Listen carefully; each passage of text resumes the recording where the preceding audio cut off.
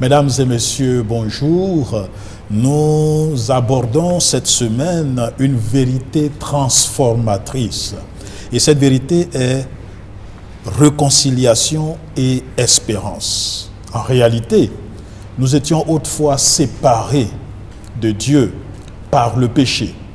Et aujourd'hui, l'épître aux Colossiens va nous montrer comment est-ce que Dieu nous réconcilie avec lui. Et ce sera un peu la suite de ce que nous avions étudié la semaine dernière. Alors, recevons ce matin, n'est-ce pas, notre frère Nestor Bolé, bienvenue. Merci beaucoup, pasteur. Et notre sœur Bali Sassa, bienvenue. Merci beaucoup, pasteur. Voilà. Et donc, ensemble, nous allons parcourir cette leçon qui sera basée, n'est-ce pas, sur Colossiens chapitre 1, verset 23. Est-ce que vous pouvez nous le lire? Le texte dit: si du moins vous demeurez fondés et inébranlables dans la foi, sans vous détourner de l'espérance de l'évangile que vous avez entendu, qui a été prêché à toute créature sous le ciel et dont moi, Paul, j'ai été fait ministre. Voilà. Et donc, là, tout de suite, ce texte nous plante le décor de ce dont nous allons parler aujourd'hui. Alors, Paul parle de réconciliation. Comment Dieu nous a réconciliés avec Christ? En fait, qu'est-ce qui a fait en sorte qu'il y a eu cassure, brisure, n'est-ce pas, avec Dieu? Alors, le texte le précise bien, mais je crois que pour mieux le cerner, il faut le commencer à partir du verset 21. Allez-y. Voilà où il dit: et vous qui étiez autrefois étrangers et ennemis par vos pensées et par vos mauvaises œuvres, il vous a maintenant réconciliés par sa mort dans le corps de sa chair, pour vous faire paraître devant lui saint, irrépréhensible et sans reproche. Et le texte continue au 23, si du moins. Le péché avait, n'est-ce pas, sémé le trouble, le cafouillage, la déchirure. Un fossé d'effondrement a été établi entre l'humanité et Dieu. D'ailleurs, peut-être avant que vous continuiez, le péché c'est quoi?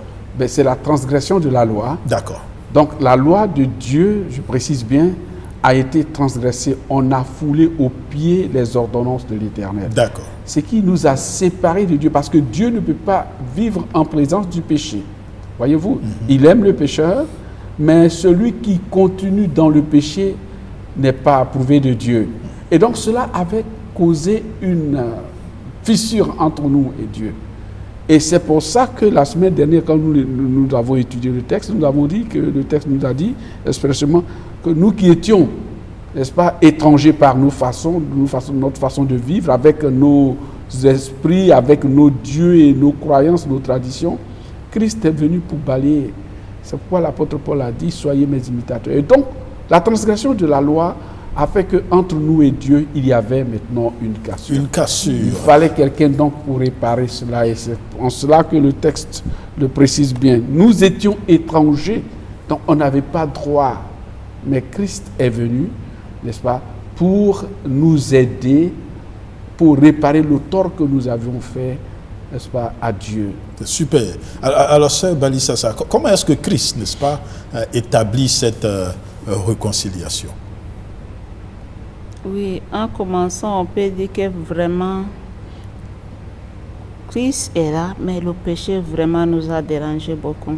Parce que le péché a rompu notre relation avec Dieu à nous. En nous faisant douter de l'omniscience, de l'omnipotence, de l'amour de Dieu. Nous voyons ça en Genèse 3, versets 1 à 9. Et puis le péché a également rompu la relation entre nous, en nous rendant sceptiques les uns envers les autres et en nous trahissant les uns les autres. Comme nous voyons ça en Genèse 3, versets 12 et 4, versets 3 à 8. Le péché a finalement rompu notre relation avec la nature, créée pour notre bien et pour que nous puissions la gérer. Genèse 3, versets 17 à 19. Nous voyons que Jésus est venu nous réconcilier avec le Père en nous révélant son amour et sa puissance. Comme nous le voyons en Jean 5, verset 30. Il nous a réconciliés les uns avec les autres en nous apprenant et en nous aimer et en nous pardonnant les uns les autres comme il nous a aimés et pardonnés. Donc, il nous a également réconciliés avec la nature qui nous entoure en attirant notre attention sur la grande valeur que Dieu a accordée aux moindres créatures, afin que nous puissions apprendre de la création de Dieu et la traiter avec prudence et soin. Waouh! J'aime bien ces trois dimensions que vous avez relevées. La réconciliation avec Dieu, Oui. avec les hommes et avec la nature. Oui. Waouh!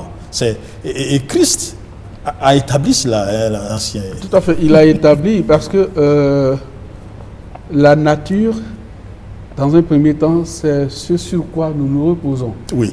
D'accord? On ne peut pas vivre sans la nature. Oui. Voilà. Ensuite, Christ, l'épicentre, mais le fondement de notre existence, est à Dieu parce que c'est lui qui est le chef qui gouverne tout. Et c'est pour ça que l'apôtre Paul dit que Dieu nous a réconciliés, n'est-ce pas, à lui par qui? Par Christ. Dans le livre d'Hébreux, la parole le déclare, il a consenti le plus grand sacrifice qu'aucun humain, qu'aucun être vivant qui a du souffle dans ses narines, je veux dire, tant humain qu'animalier n'a pu faire. Et ce sacrifice-là, c'est lui qui établit le pont, qui enlève désormais la haine et la honte entre nous et Dieu. Et c'est pour ça que par Christ, nous pouvons devenir de nouvelles créations. Par lui, nous pouvons être, n'est-ce pas, de nouvelles personnes, créées non selon notre volonté, mais à l'image, recréées plutôt à l'image de Dieu, abandonnant notre ancienne vie, notre ancien comportement, notre ancienne façon de parler, notre ancienne façon de penser et de faire quoi que ce soit. Et c'est pour ça que le texte dit, bien si, n'est-ce pas, nous devons savoir que notre corps et tout en nous est le temple du Saint-Esprit que Dieu a envoyé. Parce que Jésus a dit expressément, je vais, mais je ne vous laisse pas orphelin, je vous enverrai l'esprit de consolation, le consolateur, l'Esprit Saint qui va vous guider. C'est pour ça que quand un homme ne tient pas garde, ne prend pas garde plutôt à la présence de l'Esprit de Dieu, il est un animal social dépourvu de tous ses sens. D'accord. Et le texte le dit, il est étranger, n'est-ce pas, à la façon de vivre. La semaine dernière, on en avait parlé, quelqu'un qui vient aller en France, il prononce un peu les mots comme un Français. Il y en a même qui apprennent à manger comme des Français parce qu'ils veulent aller en France. Voyez-vous, on veut aller au ciel. Nous sommes sur la voie du ciel. Apprenons à vivre comme des hommes du ciel. Intéressant, intéressant. D'ailleurs, vous le dites bien parce que au verset 21, n'est-ce pas, sœur Bali Sassa, au verset 21, l'apôtre Paul dit, vous qui étiez autrefois étrangers, n'est-ce pas, ennemis par vos pensées et par vos mauvaises œuvres. Est-ce que c'est une description réelle? Oui, c'est vrai. Une description, ça veut dire que sans Christ, en fait, nous sommes perdus, hein, c'est ça? Nous sommes perdus. Exactement. Oui, nous sommes perdus. Oui. Seulement que, en fait, c'est ça. Le diable pensait qu'on allait mourir Oui, et perdu. exactement. Mais il ne savait pas qu'il y avait un secret quelque part. Ah, Il ne savait pas. probablement, c'est pourquoi on parle de la grâce surprenante. Hein. Voilà. Et Oui. ça, comme vous l'avez dit, c'est vrai. Oui. Le texte qu'il a dit, ça me rappelle que nos pensées, nous étions ennemis par nos œuvres. Tout ce qu'on faisait, c'était des choses qui n'avaient rien à voir avec le comportement d'un prince. Voyez-vous, quand les gens viennent au pouvoir, n'est-ce pas, les enfants du président, la famille, tout le monde, l'épouse, tout ça, ils sont éduqués, on les éduque, comment il faut monter dans le véhicule, comment il faut descendre, comment il faut saluer et tout cela. C'est de ça qu'il est question et c'est ce que la Bible nous apprend. Comment est-ce que nous devons faire pour aller? Nous sommes étrangers maintenant, comment est-ce que nous devons faire partie de ce peuple-là, de cette communauté, de cette famille du ciel? Et c'est à cela que la parole de Dieu nous invite. Et il ajoute le verset que nous avons lu, notre verset de base. Si du moins vous demeurez fondés et inébranlables dans la foi, sans vous détourner de l'espérance de l'évangile que vous avez entendu. C'est très important. L'évangile nous amène à renoncer à nous-mêmes. Il nous invite à fuir tout ce que nous voyons autour de nous, comme nous l'avions démontré la semaine dernière. L'évangile nous demande d'être humbles, de nous soumettre à la volonté de Dieu. L'évangile nous demande de respecter l'autre. L'évangile nous demande de respecter notre environnement, que la nature et tout cela. L'évangile nous demande de collaborer, de coopérer avec l'Esprit de Dieu pour que nous soyons réellement des enfants de Dieu, accomplis non selon la chair et le sang, mais selon l'esprit de grâce que le Seigneur Dieu nous accorde par Jésus-Christ. Et donc, il est important quand même que nous nous souvenions d'où nous venons. Parce que quand tu sais d'où tu viens, voilà, tu sais marcher. Tu sais marcher. Voilà. Et n'oublie pas que par le passé, tu étais ceci. Maintenant, certaines personnes pourront dire, moi je suis né dans l'église, je n'étais pas autrefois comme ça. Ah ben il y a des gens qui sont nés dans des familles nobles, et pourtant ils sont en prison. Intéressant. Voilà. On leur a appris tout ce qu'il faut. Oui. Mais ils ont changé leur nom. Il n'y a jamais un voleur. Quelqu'un ne peut pas naître et puis, pourquoi on lui donne le nom voleur? Ou bien drogué ou alors soulage, je ne sais quoi. Tu es né, on te donne l'éducation, mais toi-même tu te donnes une autre nationalité. Exactement. Voilà. Et c'est cela. Et les gens devraient faire attention. Je suis né dedans. Non, tu es né dedans, mais qu'est-ce qu'on fait dedans? Voilà. Voilà. Qu'est-ce qu'on mange dedans? Comment on s'habille dedans? Comment on parle dedans? Tu es de cette famille-là, mais quel est le comportement? Vous savez, mon père m'a dit une fois, les gens jouaient dans la rue et au village, c'était vraiment, je voulais aller, il m'appelait, il dit, mais papa, mais les autres font ça aussi. Il m'a dit, petit, quel est ton nom? Je lui ai dit mon nom. Il dit, oui, tu es mon fils. C'est pour ça que je ne veux pas que tu fasses ce que les autres sont en train de faire. Vous n'avez pas le même père. Oui, exactement. Et ça m'a beaucoup marqué. Oui, c'est Nous merveilleux. sommes enfants de Dieu, nous devons nous comporter comme les enfants de Dieu. Si tu es vraiment né dedans, que tu es enfant de Dieu, alors fais comme Dieu. Donc, ne sois pas étranger et ennemi, n'est-ce pas, de Dieu. Alors, donc, après avoir décrit, n'est-ce pas, et ce que nous étions, après avoir échangé sur ce que Christ a fait, beaucoup de personnes acceptent donc cette réconciliation. Et l'apôtre Paul ici, n'est-ce pas, dit quelque chose d'important parce que il y a un courant qui dit qu'une fois sauvés, nous sommes sauvés pour tout le temps. Mais ici, au verset 23, n'est-ce pas, il dit « Demeurez fondés, inébranlables » dans la Bible. Est-ce que ça ne va pas en contradiction avec ces croyances-là qui pensent que, bon, Christ nous a sauvés, c'est terminé?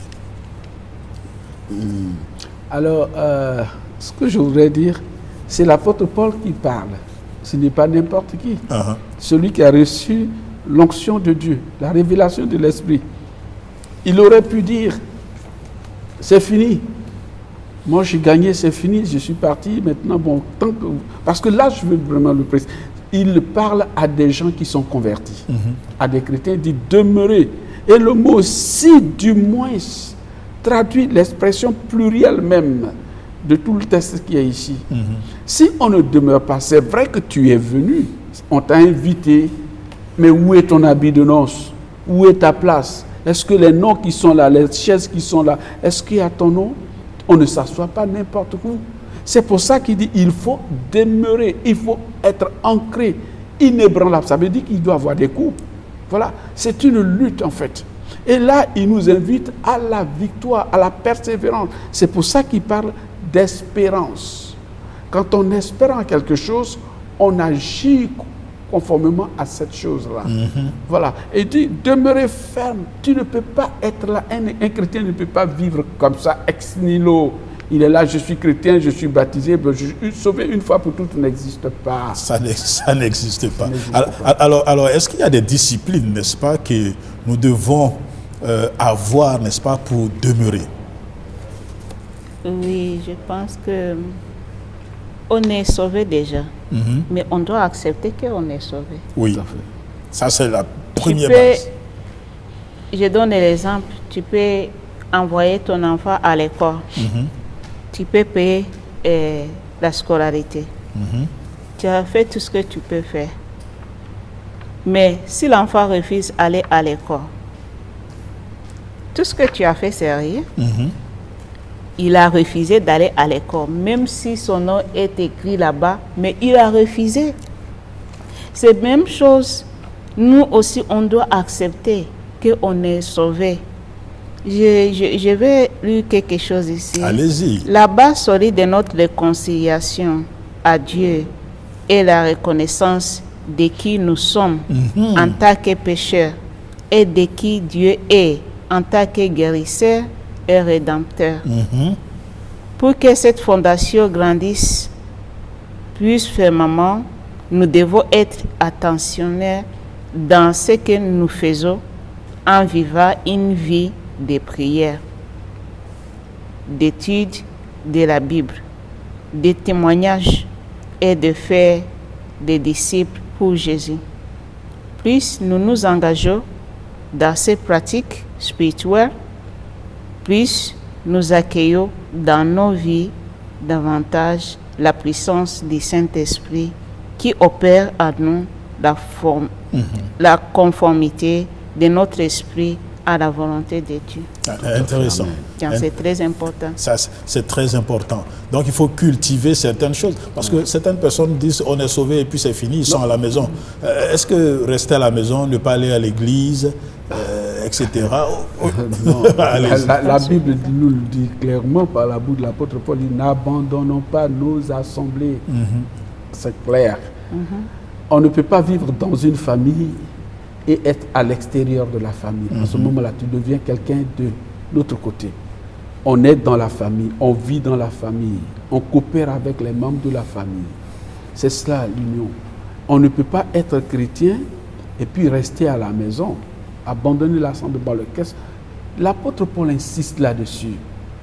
Il dit exhortez-vous. Alors on s'exhorte quand? C'est quand on est ensemble qu'on se parle. C'est quand on est ensemble qu'on s'encourage. Mais quand on est fermé quelque part seul, je sais ce que ça va devenir. Ça ne marche pas. Voilà. On n'est pas sauvé une fois pour toutes. C'est pourquoi il dit, l'apôtre même, il le dit, c'est dans la lutte quotidienne, dans la lutte de chaque jour, chaque instant, en implorant la grâce de Dieu, en cherchant la face de Dieu. Parce que lui-même, il le dit, si vous me cherchez de tout votre cœur, je me laisserai trouver. Christ a-t-il mené une vie paisible sur terre? N'a-t-il pas affronté les dangers? N'est-ce pas lui qui a dit à la tempête, calme-toi? N'est-ce pas lui? Alors, quand quelqu'un dit qu'il est chrétien, qu'il est sauvé, bon, non, il faut qu'on soit lucide et sérieux. Hein? Bien sûr. On est chrétien, il a dit, prenez votre croix et suivez-moi. D'accord. Voilà. D'accord. Il faut qu'on se serve dans ce cas pour voir que la lutte, parce que nous luttons entre Dieu et le diable. Voilà. Mais nous sommes de Dieu, nous sommes à Dieu, nous sommes pour Dieu. Exactement. Voilà. Alors maintenant, c'est intéressant. Et dans la pratique chrétienne, hein, parce que je suis chrétien, j'ai accepté cette réconciliation. Qu'est-ce que je dois faire, par exemple, chaque jour de manière pratique pour garder, n'est-ce pas, cette réconciliation avec Dieu? Tout à l'heure, on a dit qu'il ne faut pas abandonner l'assemblée. On peut citer autre chose, peut-être étudier la Bible, avec des choses pratiques qu'on peut donner, n'est-ce pas, à ceux qui nous suivent. Alors, notre vie d'abord, notre façon de nous comporter. La façon de se comporter. De parler. Voilà. De manger et de faire toute autre chose. Ok. Mais la première de tout ça, c'est la parole de Dieu.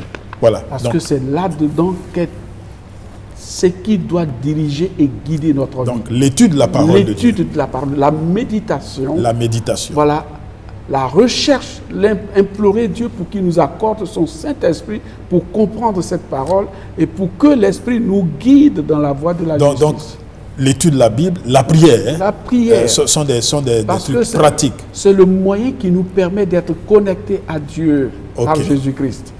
Un chrétien qui ne prie pas, un chrétien qui ne lit pas sa Bible, qui ne médite pas sur cette parole, c'est quelqu'un qui est voué à l'échec. Voué à l'échec. Est-ce qu'il y a encore autre chose? Par exemple, quelqu'un me disait par exemple que témoigner, par exemple, prêcher, c'est aussi un moyen de garder cet aspect-là. Est-ce que c'est vrai?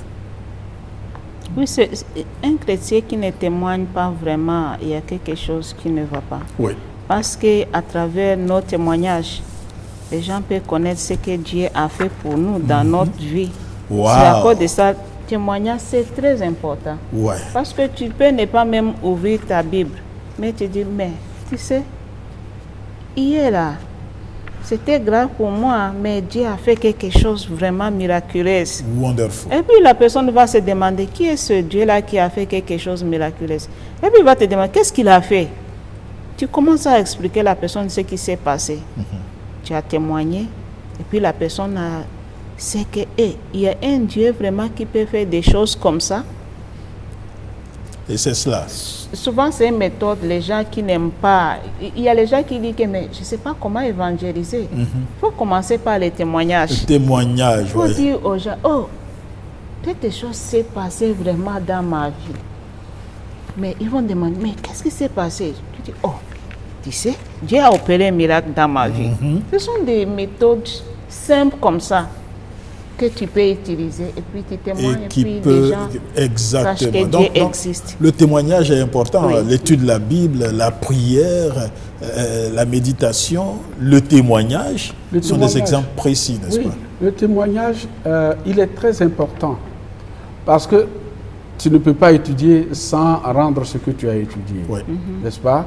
Tu ne peux pas. Si tu es vraiment sincère avec toi-même, quand tu as quelque chose de bien, ce qui te surprend, tu vas dire aux gens, voici ce que... C'est l'exemple d'ailleurs de la femme qui avait perdu sa pièce de monnaie. Elle a perdu la pièce de monnaie. Elle n'a pas commencé à crier, voilà, mais elle est allée chercher. Quand elle a retrouvé, la Bible dit quoi? Elle est venue dire à ses amis, ah, soyons tous dans la joie, parce que ce que j'avais égaré, je l'ai retrouvé. Voyez-vous? Donc, quand on lit la parole de Dieu, quand l'Esprit de Dieu habite en nous, on ne se tait pas, on partage. D'accord. C'est parfait. Alors on avance vers la fin de notre étude. Maintenant, et on termine avec ces phases importantes, n'est-ce pas? On parle d'un mystère ici, de Christ en nous, puisque l'apôtre Paul en parle au verset 26 et 27. Oui. Et quand Christ est en nous, il y a quelque chose qui se passe. Comment expliquez-vous cela? Comment, quand Christ est en quelqu'un, il y a quelque chose de puissant qui se passe en la personne? C'est la transformation. Oui. Du côté positif. D'accord? Généralement, la dernière fois, je passais dans la rue et j'ai vu l'un de mes amis avec qui j'ai fait le lycée. Et puis, il me demande, mais comment toi tu as fait pour être ici? Parce qu'il savait ce que j'étais. Je n'allais pas à l'école les samedis, voilà. Pour lui, j'étais voué à l'échec. Alors, l'autre vient, le deuxième avec qui il était, il dit, mais j'espère que tu n'es pas encore dans tes choses là. Hein. Je lui ai dit, c'est maintenant là même que ça. Que je suis dedans. Je suis dedans. Et il a commencé à rendre témoignage. Il dit, voilà un monsieur qui n'allait pas à l'école les samedis, on ne sait pas, mais on lui avait donné temps. En seconde, il devait passer en première. Et voilà, il a été recalé parce qu'il ne venait pas les samedis et tout ça. Et puis, bon, il y a des gens qui ont commencé à me poser des questions et je leur ai dit pourquoi. Voyez-vous, à l'université, j'ai connu la même chose. C'est un témoignage que je rends, si vous me permettez, pasteur. Oui, il ne nous reste pas assez de temps. Voilà, on devrait composer, oui. N'est-ce pas? Et la composition tombait un samedi. Moi, je dis, je ne viens pas. Ben, le professeur a dit qu'on fait les cours. Quand on finit un 21 jeudi, on se repose. Et puis le jour suivant, on compose. Mais moi, on a fini un jeudi, on devait se reposer vendredi et composer samedi. Il vient, il dit non, lui, il ne vient pas le samedi. Et qu'on doit composer le jeudi. Voilà. Moi, je rends gloire à Dieu. Notre vie est le premier témoignage que nous devons rendre de la présence de l'Esprit de Dieu dans notre vie. Si on est chrétien, si on dit qu'on connaît Dieu, que notre vie à elle-même et en elle-même ne rend pas témoignage du message que nous avons reçu, c'est qu'on n'a pas encore atteint la stature parfaite. Parfait. Donc en fait, c'est que nous prononçons le nom de Christ juste par les lèvres, mais il n'est pas en nous. Non, il n'est pas en nous. Parce que quand il est en nous, il y a une transformation de l'être. Ça produit l'effet. C'est comme on arrose une plante ou alors on verse les pesticides là-dessus pour que les bêtes meurent, pour que la plante puisse croître. Oui. Mais si tu fais ça que ça ne marche pas, c'est que tu utilises de mauvais produits. Exactement. Et c'est ça la réalité. Alors, je crois que donc il est important que nous puissions comprendre que tout ceci, c'est à base de l'amour que Dieu a pour nous. Et c'est ça la réalité. Alors, chers amis, alors que nous terminons, la grande question que nous pouvons nous poser, c'est est-ce que vous avez véritablement accepté cette réconciliation que Dieu vous offre? Ou bien est-ce que vous avez en vous quelque chose que vous ressentez qui fait en sorte que vous ne voulez pas, vous pensez que vous n'êtes pas apte à être réconcilié avec Dieu? Sachez aujourd'hui que Dieu ouvre ses bras et est prêt à ce que vous soyez réconciliés avec lui. Parce que Jésus est venu et est mort pour nous pour cela.